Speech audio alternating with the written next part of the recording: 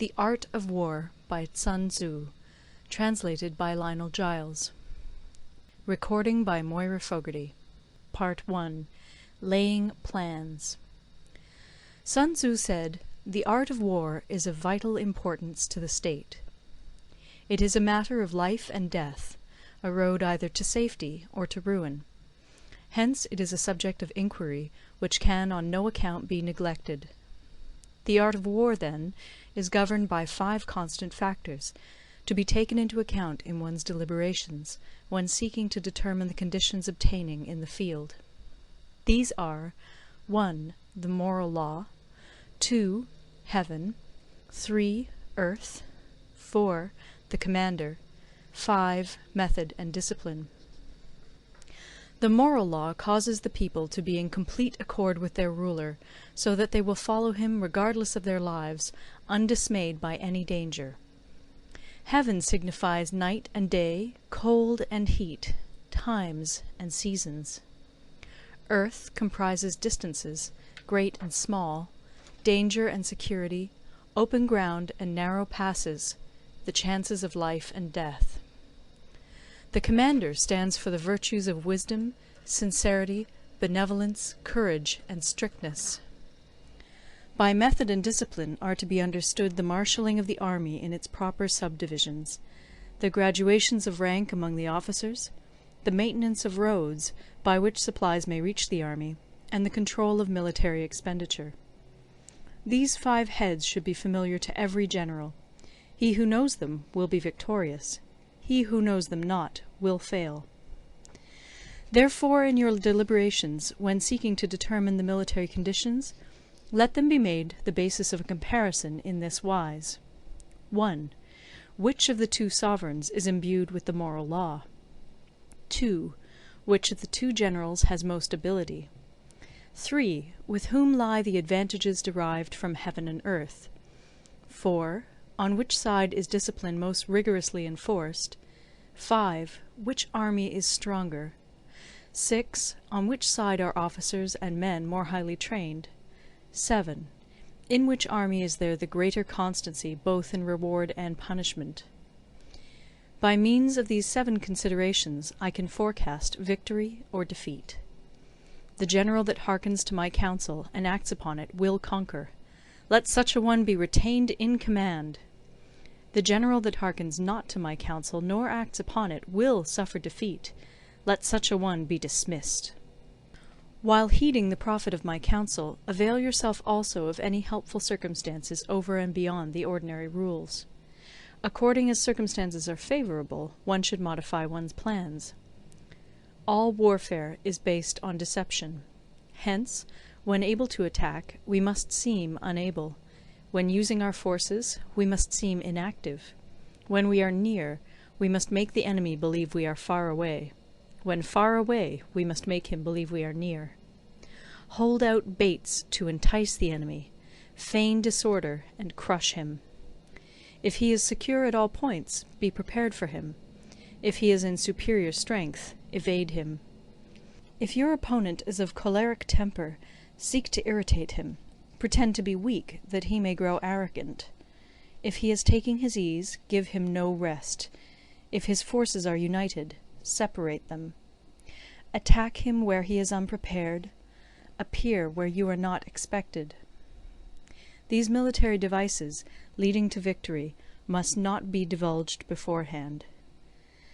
Now the general who wins a battle makes many calculations in his temple ere the battle is fought. The general who loses a battle makes but few calculations beforehand. Thus do many calculations lead to victory, and few calculations to defeat. How much more no calculation at all? It is by attention to this point that I can foresee who is likely to win or lose. End of Part 1. Part 2. Waging War. Sun Tzu said, "In the operations of war, where there are in the field 1,000 swift chariots, as many heavy chariots, and 100,000 mail-clad soldiers, with provisions enough to carry them 1,000 li, the expenditure at home and at the front, including entertainment of guests, small items such as glue and paint, and sums spent on chariots and armour, will reach the total of 1,000 ounces of silver per day. Such is the cost of raising an army of 100,000 men. When you engage in actual fighting, if victory is long in coming, then men's weapons will grow dull and their ardour will be damped. If you lay siege to a town, you will exhaust your strength. Again, if the campaign is protracted, the resources of the state will not be equal to the strain. Now, when your weapons are dulled, your ardour damped, your strength exhausted, and your treasure spent, other chieftains will spring up to take advantage of your extremity.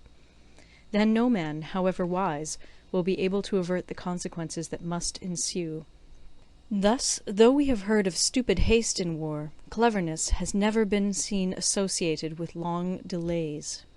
There is no instance of a country having benefited from prolonged warfare. It is only one who is thoroughly acquainted with the evils of war that can thoroughly understand the profitable way of carrying it on. The skilful soldier does not raise a second levy. Neither are his supply wagons loaded more than twice. Bring war material with you from home, but forage on the enemy. Thus the army will have food enough for its needs. Poverty of the state exchequer causes an army to be maintained by contributions from a distance. Contributing to maintain an army at a distance causes the people to be impoverished. On the other hand, the proximity of an army causes prices to go up, and high prices cause the people's substance to be drained away. When their substance is drained away, the peasantry will be afflicted by heavy exactions. With this loss of substance and exhaustion of strength, the homes of the people will be stripped bare, and 3/10 of their income will be dissipated, while government expenses for broken chariots, worn-out horses, breastplates and helmets, bows and arrows, spears and shields, protective mantles, draught oxen, and heavy wagons will amount to 4/10 of its total revenue. Hence a wise general makes a point of foraging on the enemy. 1 cartload of the enemy's provisions is equivalent to 20 of one's own, and likewise a single picul of his provender is equivalent to 20 from one's own store. Now in order to kill the enemy, our men must be roused to anger. That there may be advantage from defeating the enemy, they must have their rewards. Therefore in chariot fighting, when 10 or more chariots have been taken, those should be rewarded who took the first. Our own flags should be substituted for those of the enemy, and their chariots mingled and used in conjunction with ours. The captured soldiers should be kindly treated and kept. This is called using the conquered foe to augment one's own strength. In war, then, let your great object be victory, not lengthy campaigns. Thus it may be known that the leader of armies is the arbiter of the people's fate, the man on whom it depends whether the nation shall be in peace or in peril. End of Part 2. Part 3. Attack by Stratagem. Sun Tzu said, "In the practical art of war, the best thing of all is to take the enemy's country whole and intact. To shatter and destroy it is not so good. So too it is better to recapture an army entire than to destroy it, to capture a regiment, a detachment, or a company entire than to destroy them. Hence to fight and conquer in all your battles is not supreme excellence. Supreme excellence consists in breaking the enemy's resistance without fighting. Thus the highest form of generalship is to balk the enemy's plans. The next best is to prevent the junction of the enemy's forces. The next in order is to attack the enemy's army in the field. And the worst policy of all is to besiege walled cities. The rule is, not to besiege walled cities if it can possibly be avoided. The preparation of mantlets, movable shelters, and various implements of war will take up 3 whole months, and the piling up of mounds against the walls will take 3 months more. The general, unable to control his irritation, will launch his men to the assault like swarming ants, with the result that 1/3 of his men are slain, while the town still remains untaken. Such are the disastrous effects of a siege. Therefore the skilful leader subdues the enemy's troops without any fighting. He captures their cities without laying siege to them. He overthrows their kingdom without lengthy operations in the field. With his forces intact he will dispute the mastery of the empire, and thus, without losing a man, his triumph will be complete. This is the method of attacking by stratagem. It is the rule in war, if our forces are 10 to the enemy's 1, to surround him; if 5 to 1, to attack him; if twice as numerous, to divide our army into two. If equally matched, we can offer battle. If slightly inferior in numbers, we can avoid the enemy. If quite unequal in every way, we can flee from him. Hence, though an obstinate fight may be made by a small force, in the end it must be captured by the larger force. Now the general is the bulwark of the state. If the bulwark is complete at all points, the state will be strong. If the bulwark is defective, the state will be weak. There are three ways in which a ruler can bring misfortune upon his army. 1. By commanding the army to advance or to retreat, being ignorant of the fact that it cannot obey. This is called hobbling the army. 2. By attempting to govern an army in the same way as he administers a kingdom, being ignorant of the conditions which obtain in an army. This causes restlessness in the soldiers' minds. 3. By employing the officers of his army without discrimination through ignorance of the military principle of adaptation to circumstances. This shakes the confidence of the soldiers. But when the army is restless and distrustful, trouble is sure to come from the other feudal princes. This is simply bringing anarchy into the army, and flinging victory away. Thus we may know that there are 5 essentials for victory. 1. He will win who knows when to fight and when not to fight. 2. He will win who knows how to handle both superior and inferior forces. 3. He will win whose army is animated by the same spirit throughout all its ranks. 4. He will win who, prepared himself, waits to take the enemy unprepared. 5. He will win who has military capacity and is not interfered with by the sovereign. Hence the saying, if you know the enemy and know yourself, you need not fear the result of 100 battles. If you know yourself, but not the enemy, for every victory gained you will also suffer a defeat. If you know neither the enemy nor yourself, you will succumb in every battle. End of Part 3. Part 4. Tactical Dispositions. Sun Tzu said, "The good fighters of old first put themselves beyond the possibility of defeat, and then waited for an opportunity of defeating the enemy. To secure ourselves against defeat lies in our own hands, but the opportunity of defeating the enemy is provided by the enemy himself. Thus the good fighter is able to secure himself against defeat, but cannot make certain of defeating the enemy. Hence the saying, one may know how to conquer without being able to do it." Security against defeat implies defensive tactics. Ability to defeat the enemy means taking the offensive. Standing on the defensive indicates insufficient strength. Attacking, a superabundance of strength. The general who is skilled in defence hides in the most secret recesses of the earth. He who is skilled in attack flashes forth from the topmost heights of heaven. Thus, on the one hand, we have ability to protect ourselves, on the other, a victory that is complete. To see victory only when it is within the ken of the common herd is not the acme of excellence. Neither is it the acme of excellence if you fight and conquer, and the whole empire says, "Well done!" To lift an autumn hair is no sign of great strength. To see the sun and moon is no sign of sharp sight. To hear the noise of thunder is no sign of a quick ear. What the ancients called a clever fighter is one who not only wins, but excels in winning with ease. Hence his victories bring him neither reputation for wisdom nor credit for courage. He wins his battles by making no mistakes. Making no mistakes is what establishes the certainty of victory, for it means conquering an enemy that is already defeated. Hence the skilful fighter puts himself into a position which makes defeat impossible, and does not miss the moment for defeating the enemy. Thus it is that in war the victorious strategist only seeks battle after the victory has been won, whereas he who is destined to defeat first fights and afterwards looks for victory. The consummate leader cultivates the moral law and strictly adheres to method and discipline. Thus it is in his power to control success. In respect of military method we have, firstly, measurement, secondly, estimation of quantity, thirdly, calculation, fourthly, balancing of chances, fifthly, victory. Measurement owes its existence to earth, estimation of quantity to measurement, calculation to estimation of quantity, balancing of chances to calculation, and victory to balancing of chances. A victorious army opposed to a routed one is as a pound's weight placed in the scale against a single grain.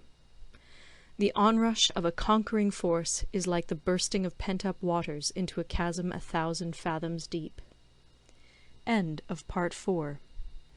Part 5. Energy. Sun Tzu said, "The control of a large force is the same principle as the control of a few men. It is merely a question of dividing up their numbers." Fighting with a large army under your command is nowise different from fighting with a small one. It is merely a question of instituting signs and signals. To ensure that your whole host may withstand the brunt of the enemy's attack and remain unshaken, this is effected by manoeuvres direct and indirect.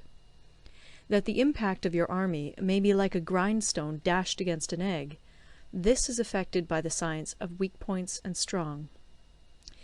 In all fighting, the direct method may be used for joining battle, but indirect methods will be needed in order to secure victory.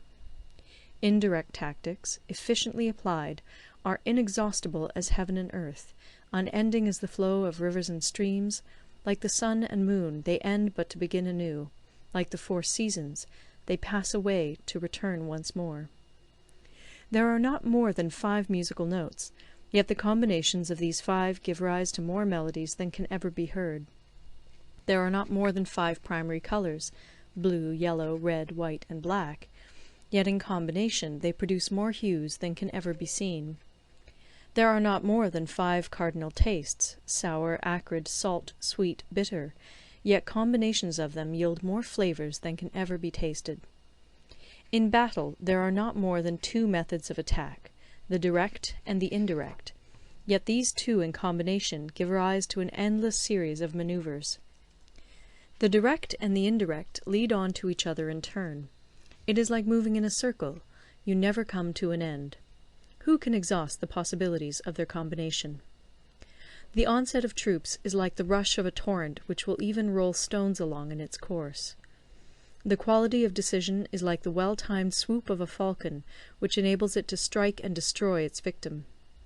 Therefore, the good fighter will be terrible in his onset, and prompt in his decision. Energy may be likened to the bending of a crossbow, decision to the releasing of a trigger. Amid the turmoil and tumult of battle, there may be seeming disorder, and yet no real disorder at all.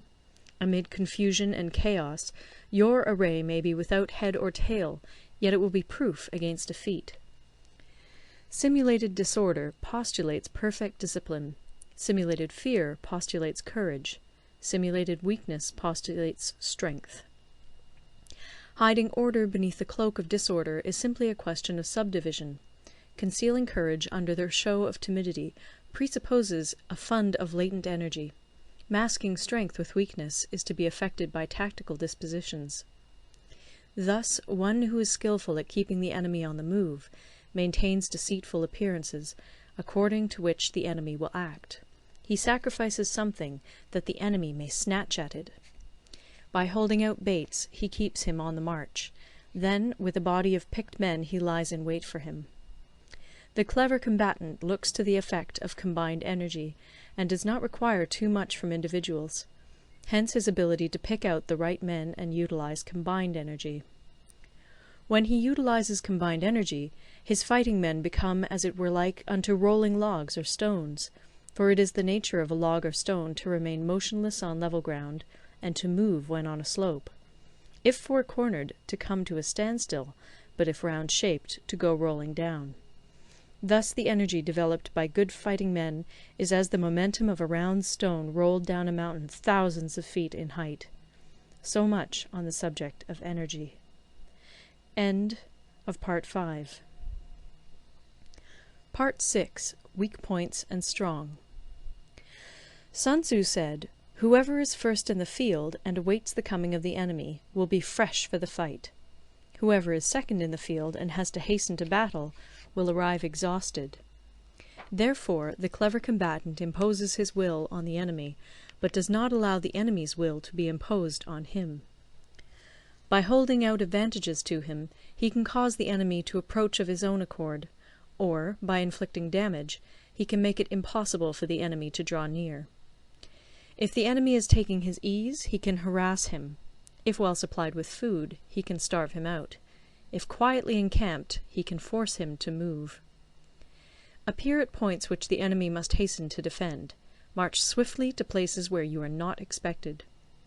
An army may march great distances without distress, if it marches through country where the enemy is not. You can be sure of succeeding in your attacks if you only attack places which are undefended. You can ensure the safety of your defence if you only hold positions that cannot be attacked. Hence that general is skilful in attack whose opponent does not know what to defend, and he is skilful in defence whose opponent does not know what to attack. O divine art of subtlety and secrecy! Through you we learn to be invisible, through you inaudible, and hence we can hold the enemy's fate in our hands. You may advance and be absolutely irresistible if you make for the enemy's weak points. You may retire and be safe from pursuit if your movements are more rapid than those of the enemy. If we wish to fight, the enemy can be forced to an engagement even though he be sheltered behind a high rampart and a deep ditch. All we need do is attack some other place that he will be obliged to relieve. If we do not wish to fight, we can prevent the enemy from engaging us even though the lines of our encampment be merely traced out on the ground. All we need do is throw something odd and unaccountable in his way. By discovering the enemy's dispositions and remaining invisible ourselves, we can keep our forces concentrated while the enemy's must be divided. We can form a single united body while the enemy must split up into fractions. Hence there will be a whole pitted against separate parts of a whole, which means that we shall be many to the enemy's few. And if we are able thus to attack an inferior force with a superior one, our opponents will be in dire straits. The spot where we intend to fight must not be made known, for then the enemy will have to prepare against a possible attack at several different points. And his forces being thus distributed in many directions, the numbers we shall have to face at any given point will be proportionately few. For should the enemy strengthen his van, he will weaken his rear.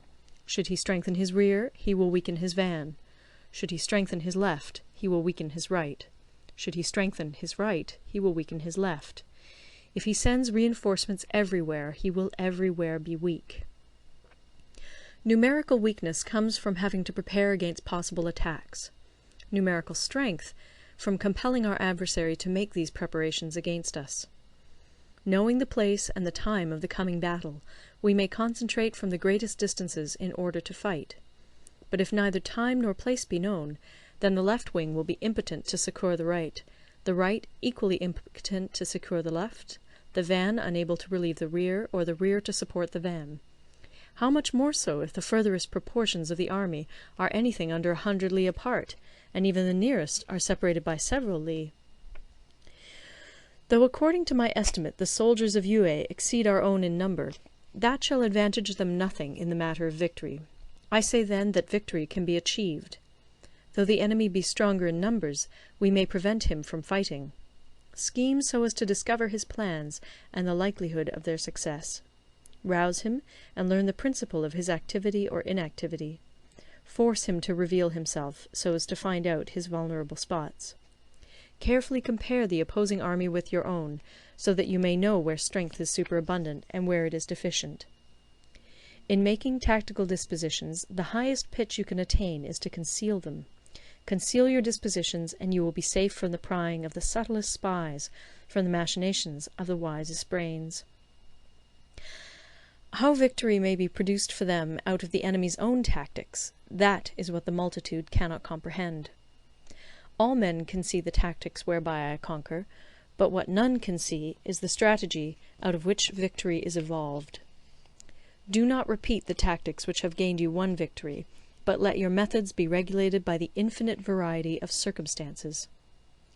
Military tactics are like unto water, for water in its natural course runs away from high places and hastens downwards. So in war, the way is to avoid what is strong and to strike at what is weak. Water shapes its course according to the nature of the ground over which it flows. The soldier works out his victory in relation to the foe whom he is facing. Therefore, just as water retains no constant shape, In warfare there are no constant conditions. He who can modify his tactics in relation to his opponent and thereby succeed in winning may be called a heaven-born captain.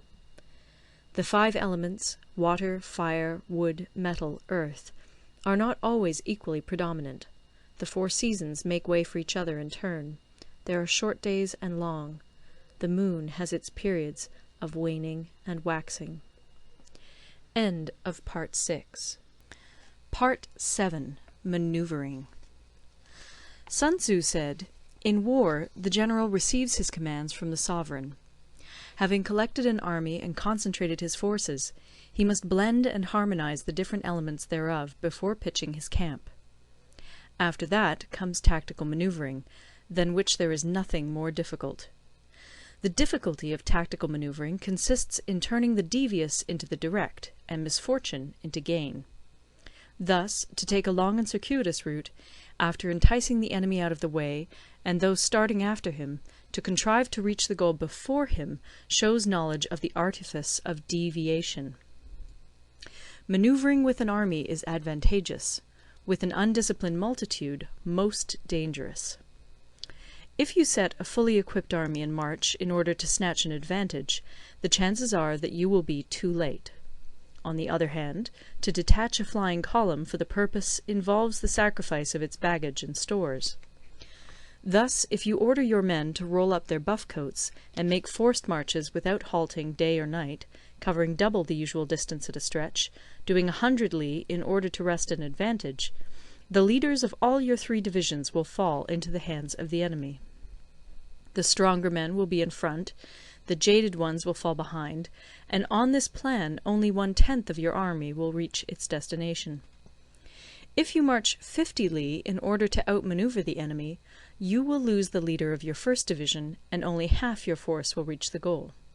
If you march 30 li with the same object, 2/3 of your army will arrive.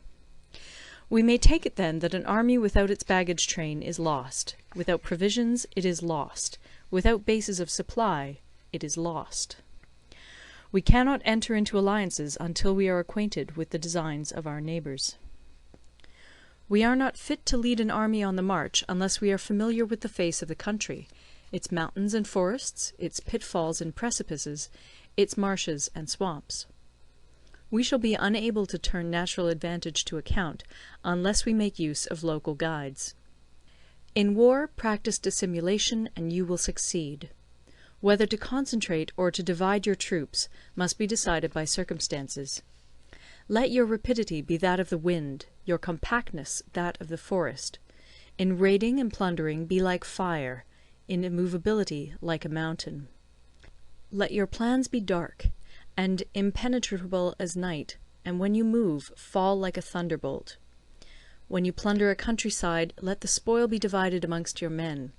When you capture new territory, cut it up into allotments for the benefit of the soldiery. Ponder and deliberate before you make a move. He will conquer who has learnt the artifice of deviation. Such is the art of manoeuvring. The Book of Army Management says, "On the field of battle the spoken word does not carry far enough. Hence the institution of gongs and drums. Nor can ordinary objects be seen clearly enough. Hence the institution of banners and flags. Gongs and drums, banners and flags, are means whereby the ears and eyes of the host may be focused on one particular point. The host thus forming a single united body, it is impossible either for the brave to advance alone, or for the cowardly to retreat alone. This is the art of handling large masses of men. In night fighting, then, make much use of signal flyers and drums, and in fighting by day, of flags and banners, as a means of influencing the ears and eyes of your army. A whole army may be robbed of its spirit. A commander-in-chief may be robbed of his presence of mind. Now, a soldier's spirit is keenest in the morning, by noonday it has begun to flag, and in the evening his mind is bent only on returning to camp. A clever general, therefore, avoids an army when its spirit is keen, but attacks it when it is sluggish and inclined to return. This is the art of studying moods. Disciplined and calm, to await the appearance of disorder and hubbub amongst the enemy. This is the art of retaining self-possession. To be near the goal while the enemy is still far from it, to wait at ease while the enemy is toiling and struggling, to be well fed while the enemy is famished, this is the art of husbanding one's strength. To refrain from intercepting an enemy whose banners are in perfect order, to refrain from attacking an army drawn up in calm and confident array, this is the art of studying circumstances. It is a military axiom not to advance uphill against the enemy, nor to oppose him when he comes downhill. Do not pursue an enemy who simulates flight. Do not attack soldiers whose temper is keen. Do not swallow bait offered by the enemy. Do not interfere with an army that is returning home. When you surround an army, leave an outlet free. Do not press a desperate foe too hard. Such is the art of warfare. End of Part 7. Part 8. Variation in Tactics. Sun Tzu said, "In war, the general receives his commands from the sovereign, collects his army, and concentrates his forces. When in difficult country, do not encamp. In country where high roads intersect, join hands with your allies. Do not linger in dangerously isolated positions. In hemmed-in situations, you must resort to stratagem. In desperate position, you must fight. There are roads which must not be followed, armies which must not be attacked, towns which must not be besieged, positions which must not be contested, commands of the sovereign which must not be obeyed." The general who thoroughly understands the advantages that accompany variation of tactics knows how to handle his troops. The general who does not understand these may be well acquainted with the configuration of the country, yet he will not be able to turn his knowledge to practical account. So, the student of war who is unversed in the art of war of varying his plans, even though he be acquainted with the 5 advantages, will fail to make the best use of his men. Hence, in the wise leader's plans, considerations of advantage and of disadvantage will be blended together. If our expectation of advantage be tempered in this way, we may succeed in accomplishing the essential part of our schemes. If, on the other hand, in the midst of difficulties we are always ready to seize an advantage, we may extricate ourselves from misfortune. Reduce the hostile chiefs by inflicting damage on them, and make trouble for them, and keep them constantly engaged. Hold out specious allurements, and make them rush to any given point. The art of war teaches us to rely not on the likelihood of the enemy's not coming, but on our own readiness to receive him; not on the chance of his not attacking, but rather on the fact that we have made our position unassailable. There are 5 dangerous faults which may affect a general. 1. Recklessness, which leads to destruction. 2. Cowardice, which leads to capture. 3. A hasty temper, which can be provoked by insults. 4. A delicacy of honour, which is sensitive to shame. 5. Over-solicitude for his men, which exposes him to worry and trouble. These are the 5 besetting sins of a general, ruinous to the conduct of war. When an army is overthrown and its leader slain, the cause will surely be found among these 5 dangerous faults. Let them be a subject of meditation. Part 9. The Army on the March. Sun Tzu said, "We come now to the question of encamping the army, and observing signs of the enemy. Pass quickly over mountains, and keep in the neighbourhood of valleys. Camp in high places, facing the sun. Do not climb heights in order to fight." So much for mountain warfare. After crossing a river, you should get far away from it. When an invading force crosses a river in its onward march, do not advance to meet it in midstream. It will be best to let half the army get across, and then deliver your attack.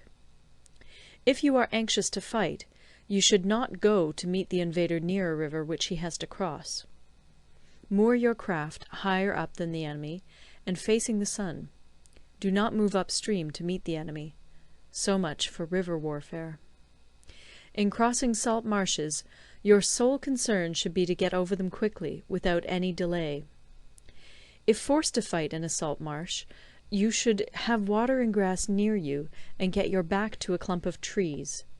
So much for operations in salt marshes. In dry, level country, take up an easily accessible position with rising ground to your right and on your rear, so that the danger may be in front and safety lie behind. So much for campaigning in flat country. These are the 4 useful branches of military knowledge which enabled the Yellow Emperor to vanquish 4 several sovereigns. All armies prefer high ground to low, and sunny places to dark. If you are careful of your men and camp on hard ground, the army will be free from disease of every kind, and this will spell victory.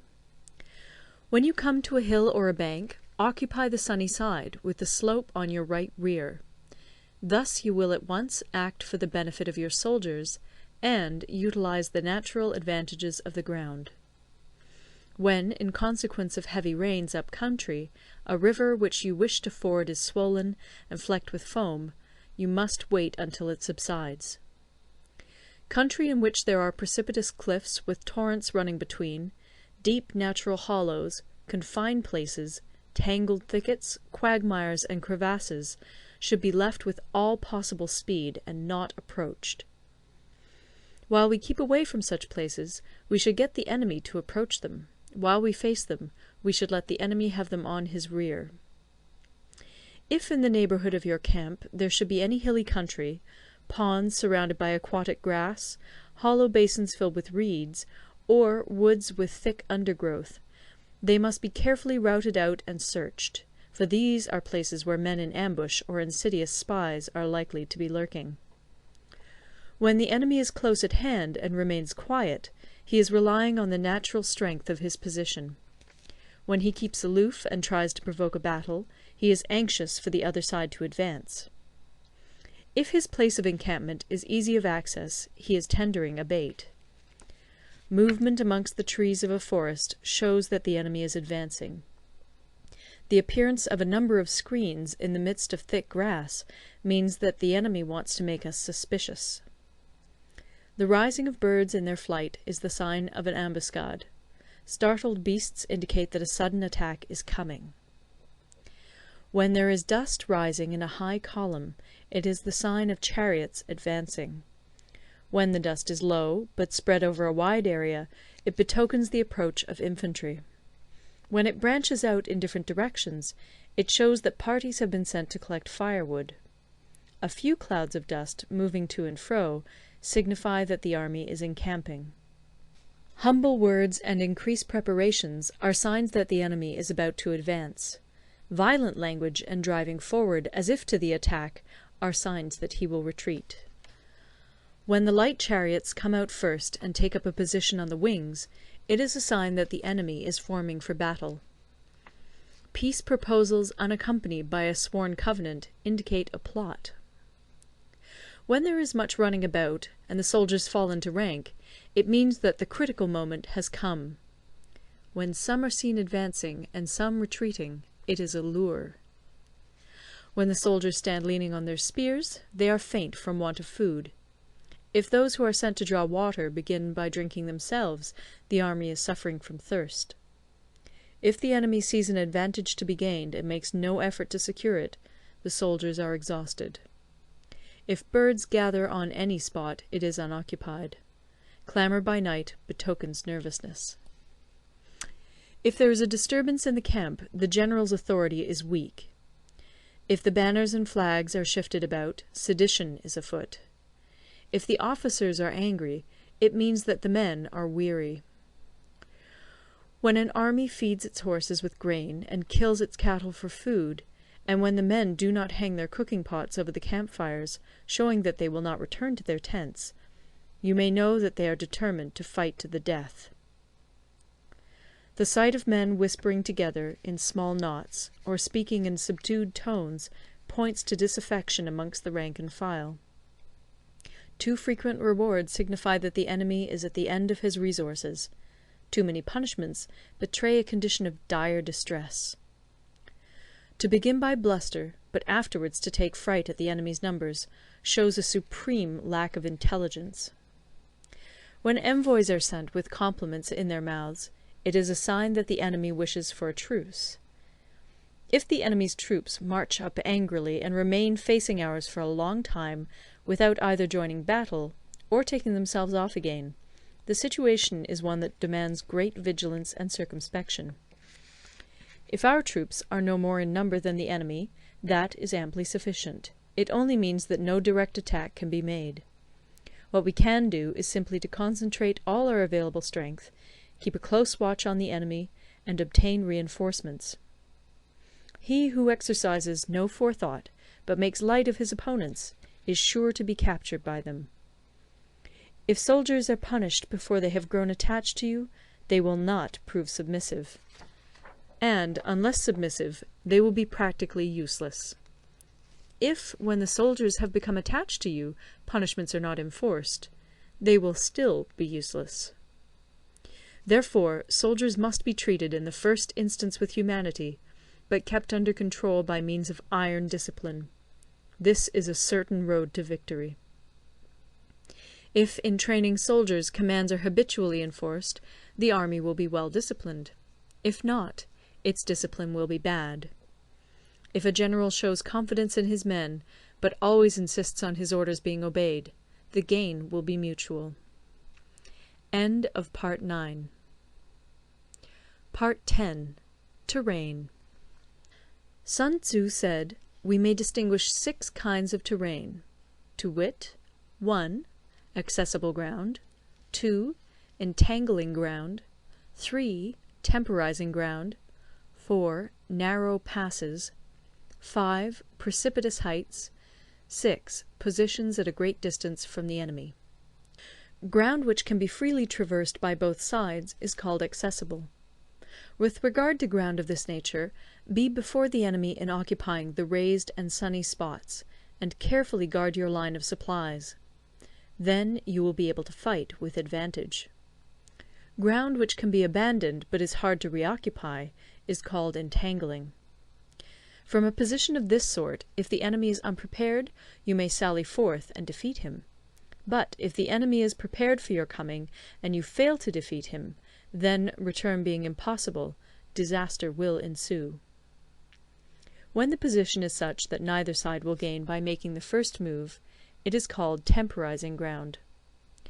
In a position of this sort, even though the enemy should offer us an attractive bait, it will be advisable not to stir forth, but rather to retreat, thus enticing the enemy in his turn. Then, when part of his army has come out, we may deliver our attack with advantage. With regard to narrow passes, if you can occupy them first, let them be strongly garrisoned and await the advent of the enemy. Should the army forestall you in occupying a pass, do not go after him if the pass is fully garrisoned, but only if it is weakly garrisoned. With regard to precipitous heights, if you are beforehand with your adversary, you should occupy the raised and sunny spots, and there wait for him to come up.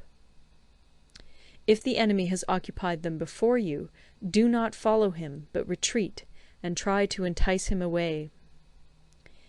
If you are situated at a great distance from the enemy, and the strength of the two armies is equal, it is not easy to provoke a battle, and fighting will be to your disadvantage. These 6 are the principles connected with earth.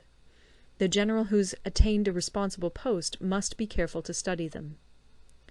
Now, an army is exposed to 6 several calamities, not arising from natural causes, but from faults for which the general is responsible.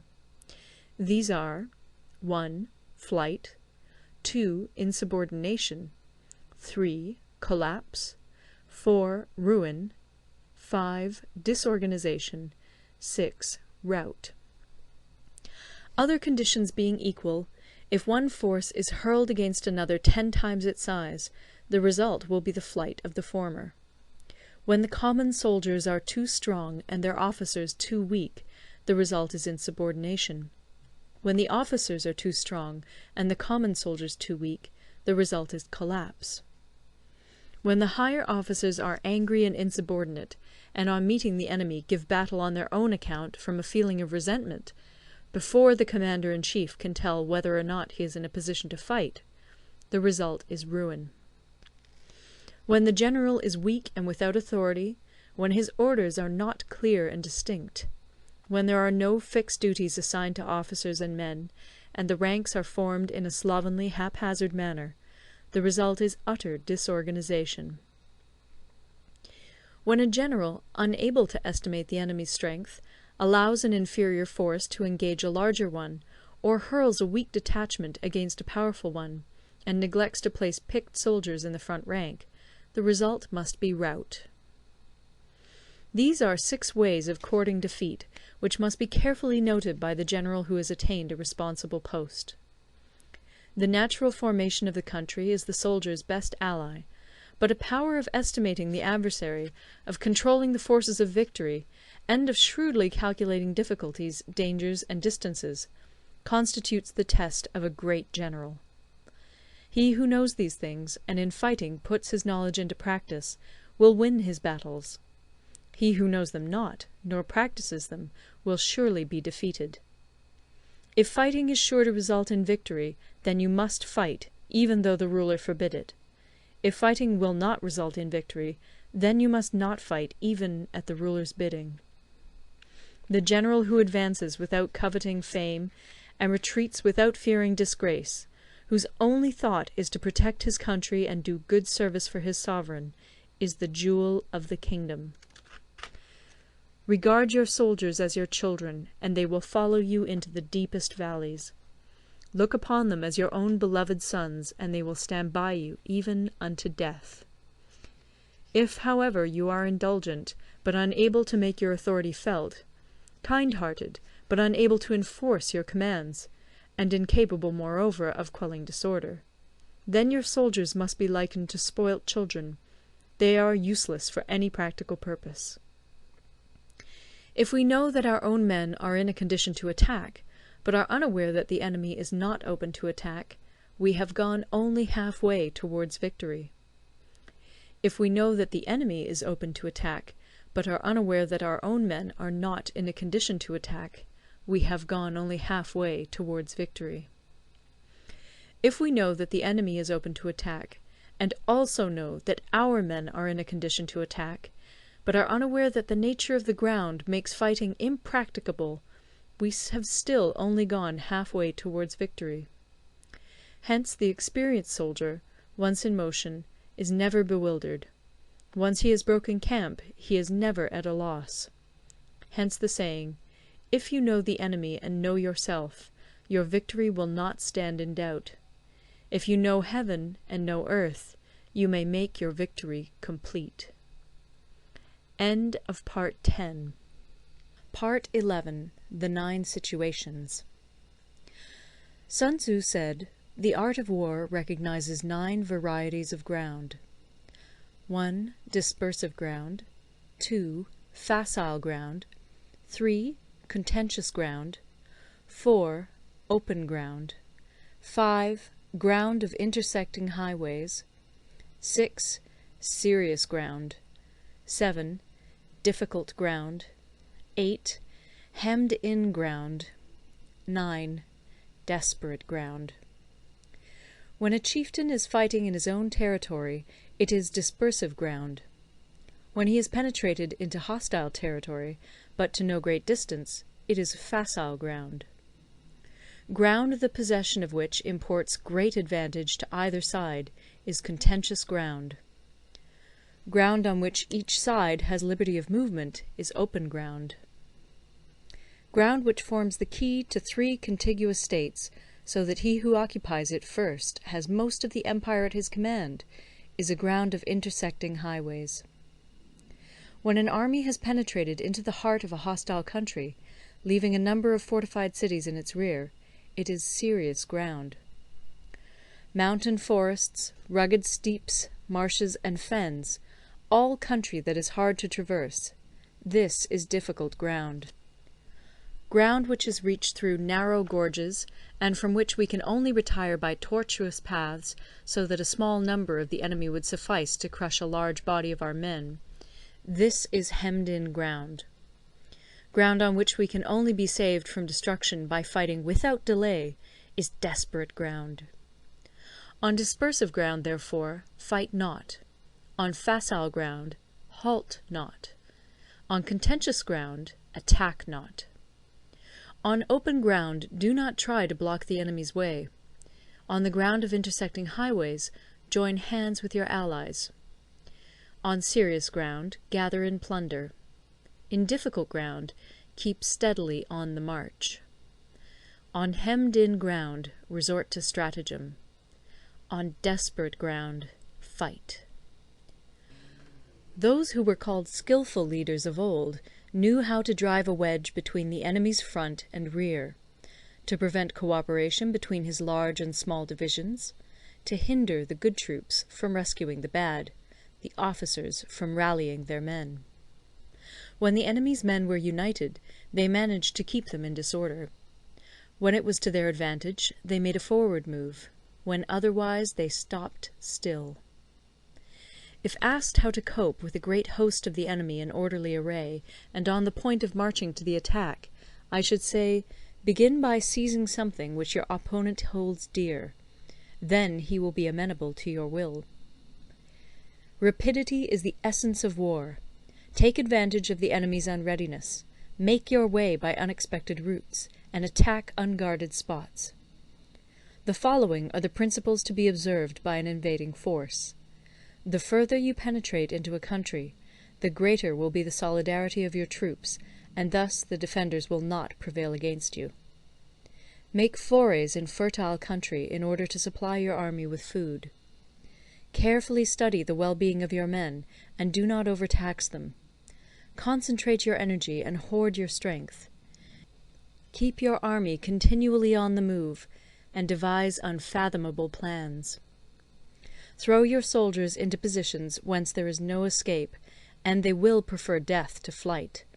If they will face death, there is nothing they may not achieve. Officers and men alike will put forth their uttermost strength. Soldiers, when in desperate straits, lose the sense of fear. If there is no place of refuge, they will stand firm. If they are in hostile country, they will show a stubborn front. If there is no help for it, they will fight hard. Thus, without waiting to be marshalled, the soldiers will be constantly on the qui-vive. Without waiting to be asked, they will do your will. Without restrictions, they will be faithful. Without giving orders, they can be trusted. Prohibit the taking of omens, and do away with superstitious doubts. Then, until death itself comes, no calamity need be feared. If our soldiers are not overburdened with money, it is not because they have a distaste for riches. If their lives are not unduly long, it is not because they are disinclined to longevity. On the day they are ordered out to battle, your soldiers may weep, those sitting up bedewing their garments, and those lying down, letting the tears run down their cheeks. But let them once be brought to bay, and they will display the courage of a Chu or a Kui. The skilful tactician may be likened to the Shuai-jan. Now, the Shuai-jan is a snake that is found in the Ch'ung Mountains. Strike at its head, and you will be attacked by its tail. Strike at its tail, and you will be attacked by its head.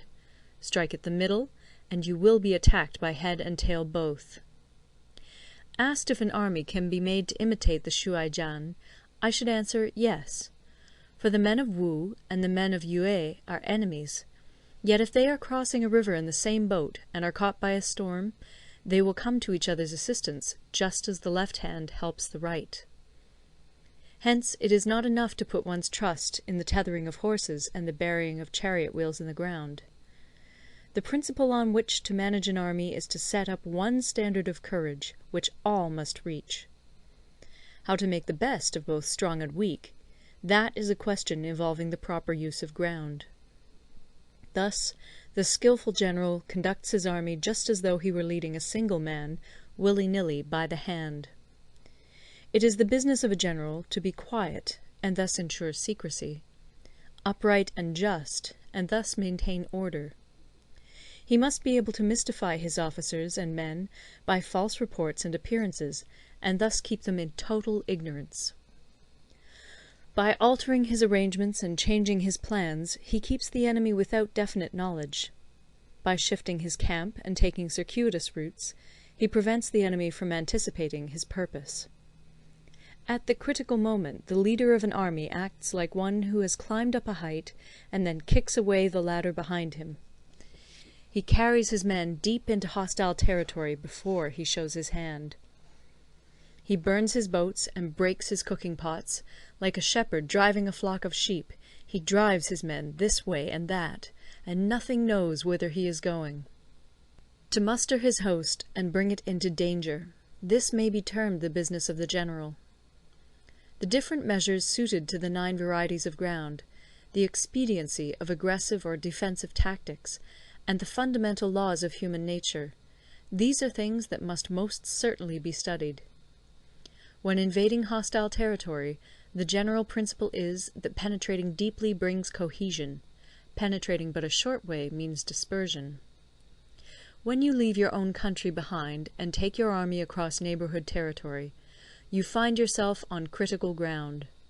When there are means of communication on all 4 sides, the ground is one of intersecting highways. When you penetrate deeply into a country, it is serious ground. When you penetrate but a little way, it is facile ground.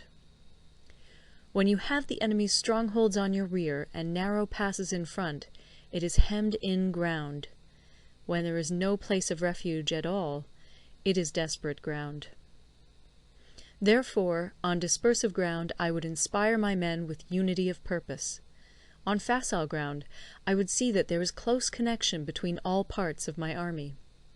On contentious ground I would hurry up my rear. On open ground I would keep a vigilant eye on my defences. On ground of intersecting highways I would consolidate my alliances. On serious ground I would try to ensure a continuous stream of supplies. On difficult ground I would keep pushing on along the road. On hemmed-in ground I would block any way of retreat.